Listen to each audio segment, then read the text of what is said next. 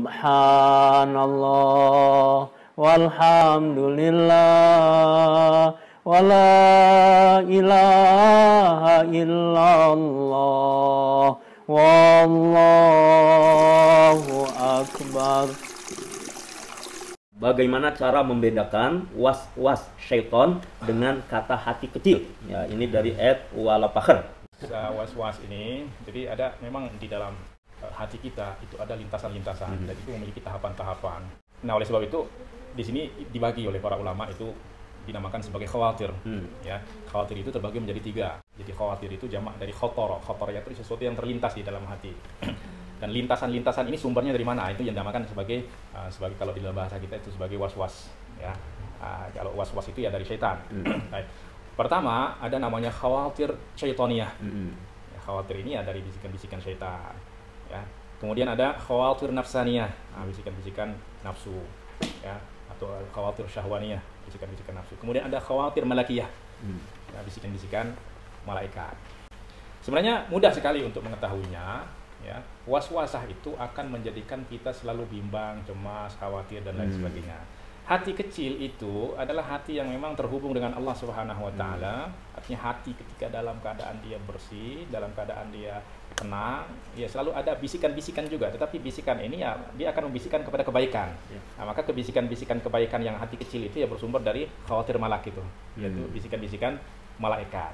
Ya, jadi kalau bisikan itu mengajak kita kepada kebaikan, yaitu dari malaikat, atau menjadikan kita tenang, ya. Tapi kalau bisikan-bisikan itu pertama menjadikan kita galau, menjadikan kita lain sebagainya, cemas, resah, dan maka itu dari setan. Karena setan ini tujuannya adalah ingin menyibukkan hati kita dari Allah Subhanahu wa taala. Dia akan menghalangi kita dari selain Allah Subhanahu wa taala.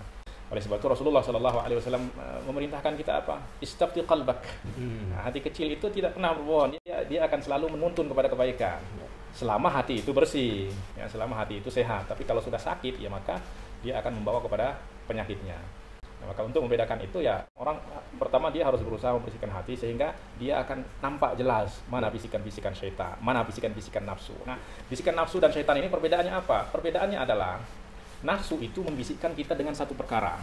Artinya apa? Kalau kita sedang inginkan sesuatu, maka nafsu itu akan semakin kuat. Misalnya apa? Kita jalan ke mall, tiba-tiba lihat sepatu, kok sepatu ini indah sekali katanya. Akhirnya apa? Pulang. Sampai pulang terus terpikir terus. Akhirnya apa? Ada dorongan kuat untuk membeli sepatu tersebut. Terus nafsu ini akan semakin nanti kalau kita berikan perhatian, kalau kita layani dia akan terus ngompor-ngomporin kita. Sehingga akhirnya beli juga. Namanya ini nafsu. Tapi apa? Tapi kalau kita halangi dia untuk tidak memberikan apa yang, maka dia akan tenang.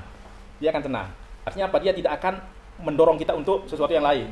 Tidak. Tapi kalau setan itu dia tujuannya adalah untuk menjatuhkan kita. Maka kalau dia tidak dapat menggoda kita di dalam satu perbuatan, dia akan berpindah dengan cara lain.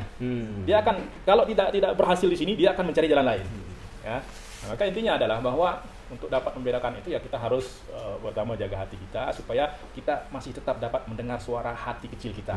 Ya, karena suara hati kecil itu adalah suara yang jujur. Ya.